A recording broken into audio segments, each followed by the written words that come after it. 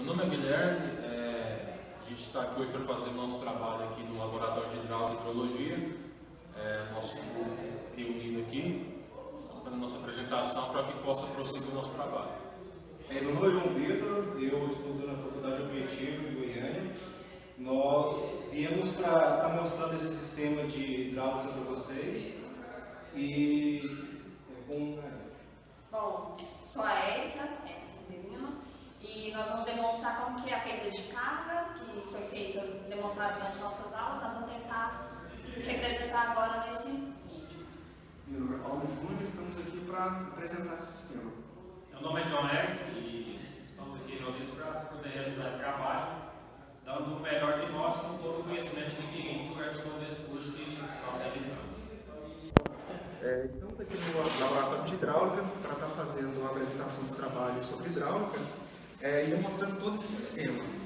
E nesse sistema iremos demonstrar a perca de carga localizada, distribuída e também o dimensionamento de bombas. Nesse sistema que temos aqui, podemos observar o tipo de bomba, o sistema de sucção, né, e o sistema de recalque também. E veremos então o estudo realizado, como funciona todo esse sistema. Observamos aqui então que o nosso reservatório ele está no mesmo nível do nosso eixo da bomba. A nossa bomba que é classificada como uma turbobomba centrífuga radial, certo? Porém, o interessante de observar é que nossa lâmina d'água no nosso reservatório está a 34 centímetros acima do seu próprio eixo, certo? Então, o tipo de sucção é classificada a afogada. Nesse trecho entre o nosso reservatório e a nossa bomba, tem 32,5 centímetros de tubulação com conexões. Bacana? Podemos observar que são algumas conexões que causam a perca de carga da nosso sistema. Esse trecho também é classificado como sendo de baixa pressão, pois a bomba está sugando e através dessa tubulação irá recalcar a água. Agora nós apresentaremos matematicamente o que o nosso integrante, o Guilherme, disse sobre essa primeira parte do nosso sistema hidráulico. Antes de tudo, nós descobrimos a vazão final do nosso sistema. Nós calculamos o tempo que esse sistema conseguiu encher um recipiente ao final dele. Nós calculamos 3 tempos, calculamos a média desses 3 tempos, pegamos a capacidade total enchida e dividimos por esse tempo, e nós conseguimos achar 1,64 litros por segundo. Então, essa é a nossa vazão final do nosso sistema. Então agora, para acharmos a perda de carga desse trecho, nós vamos utilizar os seguintes valores. Aqui é o comprimento da tubulação que tem entre o reservatório e a bomba, né, que são 32,5 centímetros, que aqui convertemos para metros. Também tem a medida da perda de carga das respectivas conexões que estão no nosso sistema. Lembrando que cada conexão tem a sua perda de carga. Aqui o coeficiente de Hazen-Williams nós adotamos como 145, também esse valor aqui é um valor tabelado. Aqui nós achamos também anteriormente a nossa vazão final do nosso sistema e só convertemos para metros cúbicos por segundo, para ficar padronizado a unidade de medida, né? Aqui o diâmetro interno, que são 44 milímetros, que também convertemos para metros dividido por 1000. O diâmetro interno, nós pegamos o diâmetro externo menos 2 vezes a espessura do tubo. Assim, você vai conseguir o diâmetro interno. Lembrando que a espessura do tubo você vai achar na tabela correspondente ao seu fabricante, certo? Agora nós vamos para a equação de Hazen-Williams. Vamos pegar todos esses valores, vamos somar, vamos obter o comprimento equivalente para que possamos achar a perda de carga desse trecho. Agora aqui na equação, descobriremos a perda de carga dessa tubulação de sucção. essa daqui é a constante empírica, que ela sempre é fixa. Nós multiplicamos pela vazão, que nós achamos aqui em metros cúbicos por segundo, elevado a 1,85. Esses valores aqui são sempre fixos,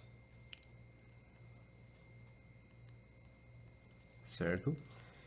Nós multiplicamos isso daqui pelo comprimento equivalente. O comprimento equivalente nós achamos da soma da tubulação e das conexões, ou seja, somando esses valores mais esse valor, nós chegamos a 3,895 metros, certo?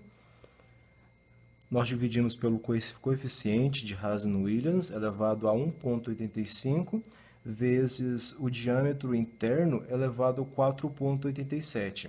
Resolvendo essa equação na calculadora científica, nós obteremos o resultado de 0,118 metros.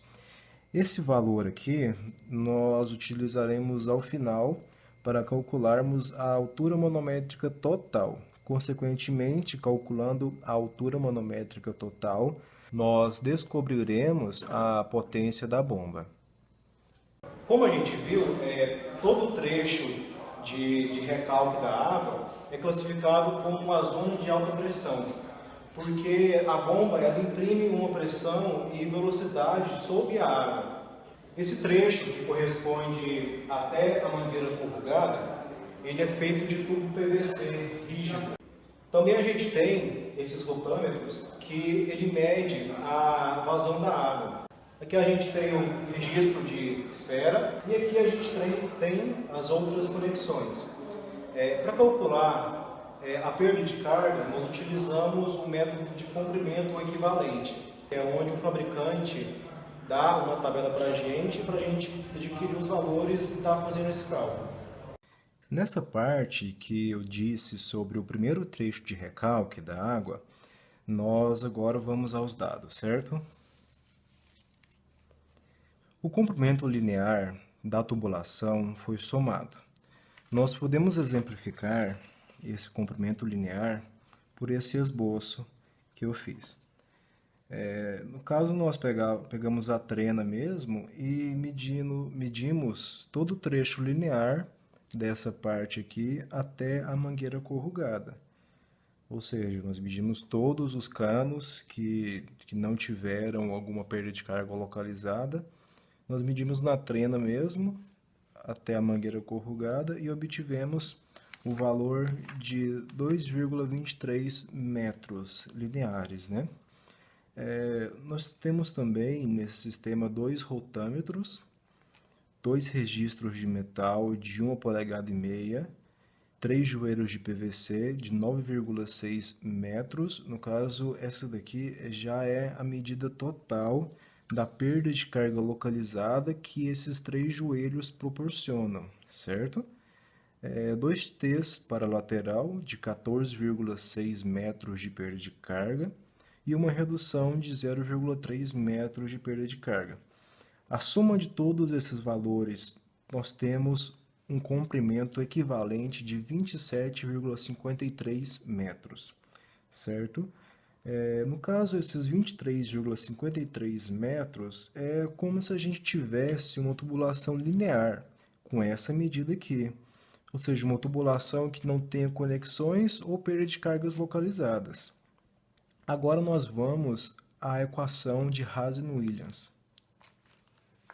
Então, na equação, nós iremos descobrir qual é a perda de carga de recalque desse trecho, certo? Aqui nós temos a constante empírica vezes a vazão, que nós já achamos anteriormente, elevado a 1,85 vezes o comprimento equivalente, dividido sobre a constante de Hazen-Williams, né, vezes o diâmetro. Esse diâmetro é o mesmo diâmetro do trecho anterior, por isso nós adotamos o mesmo diâmetro aqui, elevado a 4,87. Fazendo esses cálculos aqui, nós chegamos a um valor de 0,83 metros. Bom, aqui agora eu vou tentar explicar para você essa parte da bancada. Aqui nós temos um trecho todo em aço inox, O diâmetro dessa tubulação nos foi dado pelo fornecedor, que no caso aqui essas tubulações aqui na vertical A de 32 milímetros e essa de 22. Aqui nós temos a perda de carga localizada, nós temos o adaptador, o registro de esfera e aqui um cotovelo. Ali no início a gente considera uma redução. Na redução nós vamos considerar a perda de carga 10 vezes o diâmetro da tubulação jusante, que seria essa próxima. Aqui após o cotovelo nós temos a continuação dessa tubulação de 32 milímetros. Aqui nós temos uma curva e aqui uma união. O tubo de Pitot foi estabelecido que nós íamos considerar uma perda de carga de 0,5 metros de coluna d'água. E aqui nós finalizamos com um outro registro e em seguida a mangueira corrugada. Para a gente calcular a perda de carga da bancada, nós dividimos esse trecho em 3 partes, sendo elas o tubo de aço de 32 milímetros, o de 22 e o de 3/8. Nós usaremos o coeficiente de Hazen-Williams diferente. Nós utilizaremos 135, porque o tubo é de aço e etc. Na primeira parte desse trecho, nós temos a soma do comprimento linear e também nós temos a perda de carga localizada das respectivas conexões, sendo elas o T para a direita, 3 cotovelos, T para a lateral, que somados dá um comprimento equivalente de 10,8 metros. O diâmetro interno dessa tubulação é esse daqui, que nós iremos usar na nossa fórmula de Hazen-Williams e obteremos um valor de 4,454 metros de perda de carga. Assim, nós faremos do mesmo jeito para o trecho 2, sendo que o comprimento equivalente vai ser diferente do primeiro, logicamente, porque as conexões são diferentes e o comprimento linear também é diferente. Para esse tubo de aço de 22 milímetros, nós temos a perda de carga de 8,98 metros. Na última parte, nós usamos o tubo de aço de 3/8, sendo as conexões respectivas, e o comprimento linear de 2,32 metros, com o diâmetro interno de 0,2626 metros e o comprimento equivalente de 3,4208 metros. Jogando na fórmula, nós vamos obter a perda de carga de 1,46 metros. Esses 2 trechos, feitos com mangueira corrugada, onde nós tiramos as medidas dos seus diâmetros internos, utilizamos o coeficiente de rugosidade relativa e assim lançamos todos esses valores no diagrama de Moody, onde lá nós obteremos o coeficiente de atrito desse trecho. Através desse coeficiente de atrito, nós utilizamos a fórmula de Darcy. Então, quando calculamos através desses valores que nós encontramos, com a soma de todos os outros valores de todos os trechos e também a soma da perda de carga, da sucção, do recalque, todas as conexões que aqui já foram mostradas, nós obteremos um resultado. Nós utilizaremos então para esse sistema um rendimento de 75% na bomba. Então, através de toda essa perda de carga de altura manométrica e perda de carga localizada distribuída do sistema, mais o coeficiente de rendimento da bomba, que é 75%, nós jogamos então todos esses valores na fórmula de cálculo de potência da bomba e nós obteremos um valor aproximado, né, com aquele coeficiente de perda e de segurança, nós obteremos um valor aproximado que essa bomba existe a necessidade dela ter meio cavalo. Para que possamos dar continuidade ao nosso raciocínio, nós temos que descobrir quanto que essa mangueira corrugada causa de perca de carga no nosso sistema. Primeiramente, nós fizemos a medição tanto da mangueira de cima quanto da de baixo, e nós chegamos nos seguintes valores. O comprimento dela é 1,66 metros, o diâmetro interno é 30,08 milímetros e o coeficiente de rugosidade absoluta é 1,77, certo? Partindo desse pressuposto, primeiramente nós temos que fazer o cálculo de quanto que é a velocidade que a água passa por essa mangueira, certo? E nós chegamos a um valor de 2,3 metros por segundo a partir dessa equação, certo? Agora, no segundo passo, é descobrirmos o fator de atrito dessa mangueira, para depois a gente calcular a perca de carga desse trecho, certo? Para a gente calcular o fator de atrito, primeiramente nós temos que saber a rugosidade relativa. Nós já sabemos. Para a gente calcular a rugosidade absoluta. A gente calcula a rugosidade absoluta dividindo a relativa com o diâmetro interno. Lembrando que colocando todos na mesma unidade de medida. Após calcularmos a rugosidade relativa, nós obteremos o número de Reynolds. Ele é obtido multiplicando a velocidade pelo diâmetro, no caso esse diâmetro da mangueira corrugada, e dividindo pela viscosidade do líquido, que como o nosso líquido aqui é a água, a viscosidade da água é 1 vezes 10 a menos 6. E nós achamos o número de Reynolds de 6,9 vezes 10 a menos 4. Olhando no diagrama de Moody, o coeficiente de atrito que nós poderemos obter é 0,075. Com esse coeficiente de atrito, nós podemos jogar na fórmula de Darcy para a gente achar a perda de carga. A fórmula de Darcy consiste em HF, que é igual a F vezes L sobre D, vezes V ao quadrado sobre 2G. HF é a perca de carga. F é o fator de atrito que nós achamos no diagrama de Moody. E L é o comprimento da tubulação, no caso 1,66 metros. D é o diâmetro, V é a velocidade que primeiramente nós achamos aqui.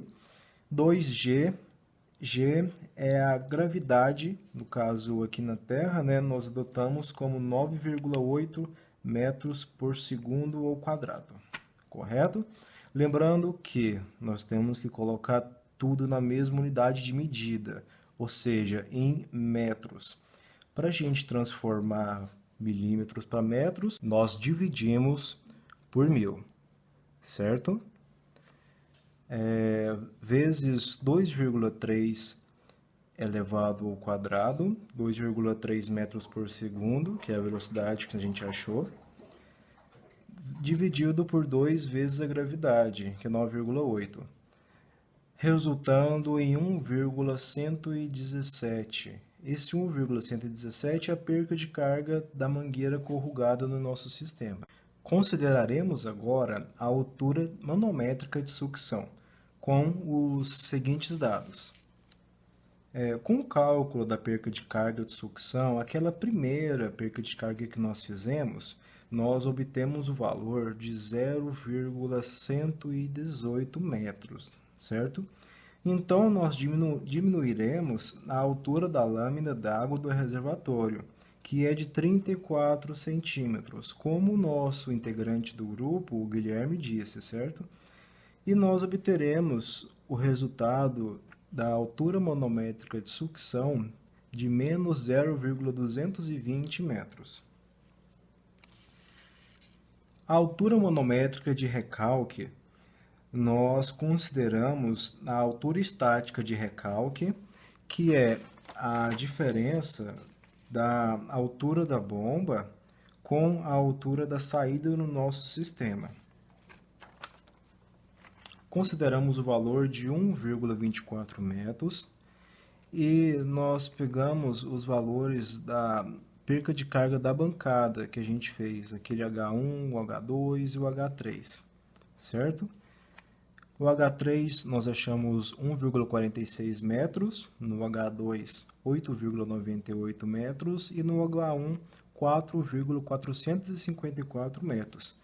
Essa ordem aqui não pode inverter, eu coloquei assim porque eu peguei na ordem, certo? Somamos também com a perca de carga da mangueira e daquela conexão de PVC. E nós tivemos a altura manométrica de recalque de 18,081 metros. Obteremos também a altura manométrica total. A altura manométrica total é a de recalque menos a de sucção, que nós obteremos 17,859 metros. Com a altura manométrica total, nós jogamos na fórmula da bomba e descobriremos que essa bomba tem a necessidade de ter 0,5 cavalos para que esse sistema funcione. Então aqui nós estamos encerrando o nosso trabalho. Espero que todos vocês tenham gostado.